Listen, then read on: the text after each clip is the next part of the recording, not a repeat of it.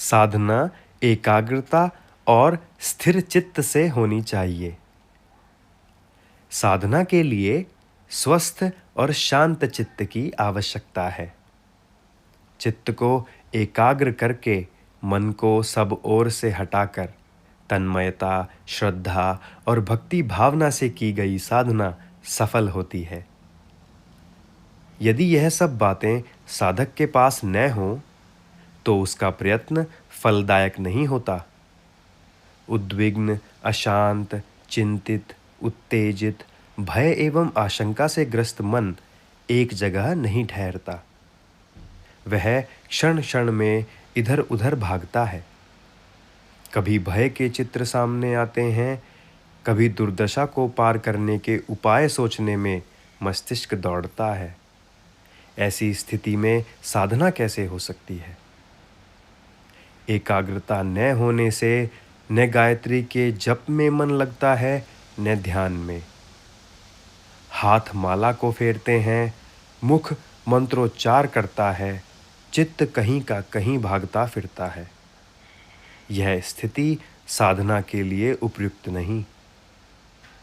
जब तक मन सब ओर से हटकर, सब बातें भुलाकर, एकाग्रता और तन्मयता के साथ भक्ति भावना पूर्वक माता के चरणों में नहीं लग जाता, तब तक अपने में वह चुंबक कैसे पैदा होगा जो गायत्री को अपनी ओर आकर्षित करे और अभीष्ट उद्देश्य की पूर्ति में उसकी सहायता प्राप्त कर सके। दूसरी कठिनाई है श्रद्धा की कमी। कितने ही मनुष्यों की मनोभूमि बड़ी शुष्क एवं अश्रद्धालु होती है। उन्हें आध्यात्मिक साधनाओं पर सच्चे मन से विश्वास नहीं होता।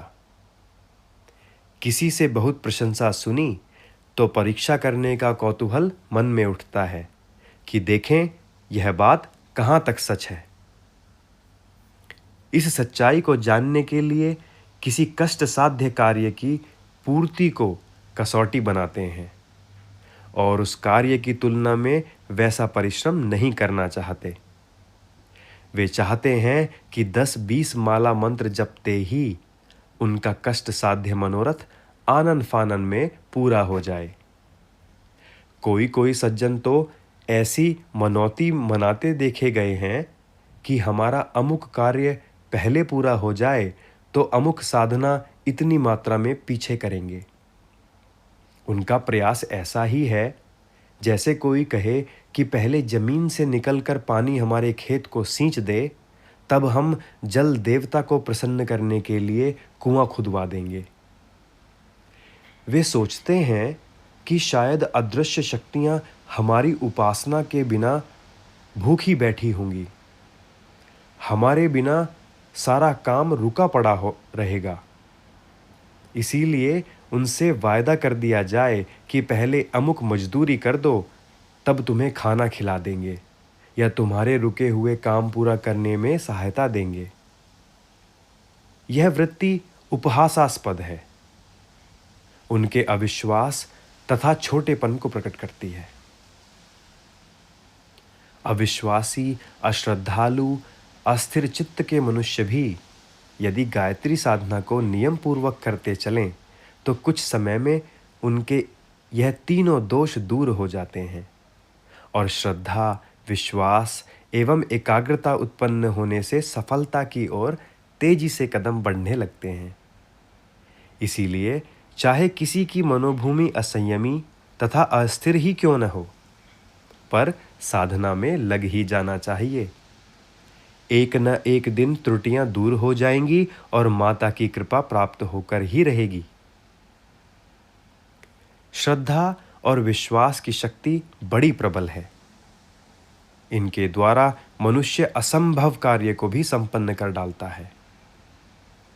भगीरथ ने श्रद्धा के बल से ही हिमालय पर्वत में मार्ग बनाकर गंगा का पृथ्वी पर अवतरण कराया। श्रद्धा और विश्वास के प्रभाव से ही ध्रुव और नामदेव जैसे छोटे बालकों ने भगवान का साक्षात्कार कर लिया। इसी आधार पर तुलसीदास और सूरदास जैसे वासनाग्रस्त व्यक्ति संत शिरोमणि बन गए। इसीलिए यदि हम इस महान शक्ति का आश्रय लें तो हमारे चित्त की चंचलता और अस्थिरता क्रमशः स्वमेव दूर हो जाएगी। आवश्यकता इतनी ही है कि हम नियम पालन का ध्यान रखें और जो संकल्प किया है उस पर दृढ़ बने रहें। इसके फल से हमारी मानसिक दुर्बलता अथवा शारीरिक अशक्ति का निराकरण स्वयं होता जाएगा और हमारी साधना अंत में अवश्य सफल होगी। शास्त्र कथन है, संदिग्धो ही हतो मंत्री व्यग्रचित्तो हतो जपः। संदेह करने से मंत्र हत हो जाता है और व्यग्र चित्त से किया हुआ जप निष्फल रहता है। संदिग्ध, व्यग्र, अश्रद्धालु और अस्थिर होने पर कोई विशेष प्रयोजन सफल नहीं हो सकता। इस कठिनाई को ध्यान में रखते हुए आध्यात्म विद्या के आचार्यों ने एक उपाय दूसरों द्वारा साधना करना बताया है। किसी अधिकारी व्यक्ति को साधना कार्य में लगा देना और उसकी स्थान पूर्ति स्वयं कर देना एक सीधा साधा निर्दोष परिवर्तन है। किसान अन्न तैयार करता है और जुलाहा कपड़ा। आवश्यकता होने पर अन्न और कपड़े की अदल बदल हो जाती है। जिस प्रकार वकील, डॉक्टर, अध्यापक, क्लर्क आदि का समय मूल्य देकर खरीदा जा सकता है और उस खरीदे हुए समय का मनचाहा उपयोग अपने प्रयोजन के लिए किया जा सकता है, उसी प्रकार किसी ब्रह्मपरायण सत्पुरुष को गायत्री उपासना के लिए नियुक्त किया जा सकता है। इसमें संदेह और अस्थिर चित्त होने के कारण जो कठिनाइयां मार्ग में आती हैं, उनका हल आसानी से हो जाता है। कार्य व्यस्त और श्री संपन्न धार्मिक मनोवृत्ति के लोग बहुधा अपनी शांति, सुरक्षा और उन्नति के लिए गोपाल सहस्रनाम, विष्णु सहस्रनाम, महामृत्युंजय, दुर्गा सप्तशती, शिव महिमा, गंगा लहरी आदि का पाठ नियमित रूप से कराते हैं। वे किसी ब्राह्मण से मासिक दक्षिणा पर नियत समय के लिए अनुबंध कर लेते हैं। जितने समय वह पाठ करता है, उनका परिवर्तित मूल्य दक्षिणा के रूप में उसे दे दिया जाता है। उनका परिवर्तित मूल्य दक्षिणा के रूप में उसे दे दिया जाता है। इस प्रकार वर्षों से यह क्रम नियमित चलता रहता है। किसी विशेष अवसर पर विशेष रूप से विशेष प्रयोजन के लिए विशेष अनुष्ठानों के आयोजन भी होते हैं। नवदुर्गाओं के अवसर पर बहुधा लोग दुर्गा पाठ कराते हैं। शिवरात्रि को शिव महिमा, गंगा दशहरा को गंगा लहरी, दिवाली को श्री सूक्त का पाठ अनेकों पंडित को बैठाकर अपनी सामर्थ्यानुसार लोग अधिकाधिक कराते हैं। मंदिर में भगवान की पूजा के लिए पुजारी नियुक्त कर दिए जाते हैं। मंदिरों के संचालक की ओर से वे पूजा करते हैं और संचालक उनके परिश्रम का मूल्य चुका देते हैं। इस प्रकार का परिवर्तन गायत्री साधना में भी हो सकता है। अपने शरीर, मन, परिवार और व्यवसाय की सुरक्षा तथा उन्नति के लिए गायत्री का जप 1-2 हजार की संख्या में नित्य ही कराने की व्यवस्था श्री संपन्न लोग आसानी से कर सकते हैं।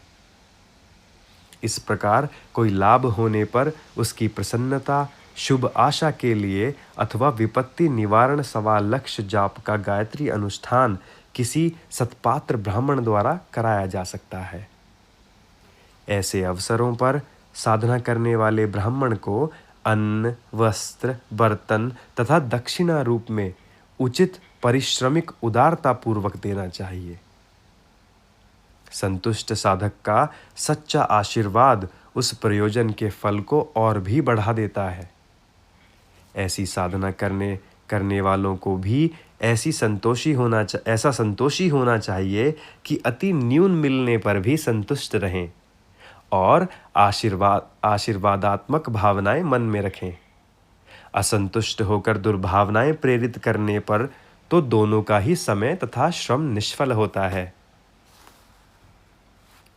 अच्छा तो यह है कि हर साधक अपनी साधना स्वयं करे। कहावत है, आप काज सो महाकाज। परंतु यदि मजबूरी के कारण वैसा न हो सके, कार्य व्यस्तता, अस्वस्थता, अस्थिर चित्त, चिंताजनक स्थिति आदि के कारण यदि अपने से साधन न बन पड़े, तो आदान प्रदान के निर्दोष एवं सीधे साधे नियम के आधार पर अन्य अधिकारी पात्रों से वह कार्य कराया जा सकता है।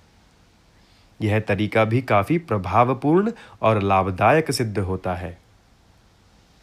ऐसे सत्पात्र एवं अधिकारी अनुष्ठानकर्ता तलाश करने में शांतिकुंज हरिद्वार संस्थान से सहायता ली जा सकती है।